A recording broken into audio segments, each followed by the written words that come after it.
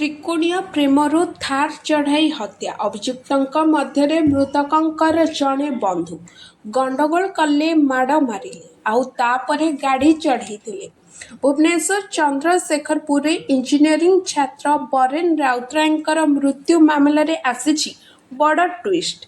तेबे दुर्घटना नुहे सुचिंतित भावे तांकु कराଯାଇଛି हत्या। त्रिकोणीय प्रेमरू थार चढ़ाई हत्या कराଯାଇଛି। तेबे चंद्रशेखरपुर आचार्य हरिहर कॉलेज छक निकटरे बरेन राउतराय को अति निर्मम भावे हत्या कराଯାଇଛି। तेबे स्थानीय एक जूस दुकान निकटरे प्रथमे गंडगोल हेबा परे किछि पिला तांकु पिटिथिले। एहा परे थार गाड़ी चढ़ाई पूर्व योजना मुताबक तांकु हत्या कराଯାଇଛି। एथिरे तांकर किछि बंधु मध्य सामिल थिबा अभियोग रहिछि। तेबे मृतक बरेन खोर्धा काइबद्र अंचल तेबे भुवनेश्वर से रहुतले। गतकाली रातिरे से घर को फेरिबा बेले तांको हत्या कराଯାଇଛି। Video report around Odisha live.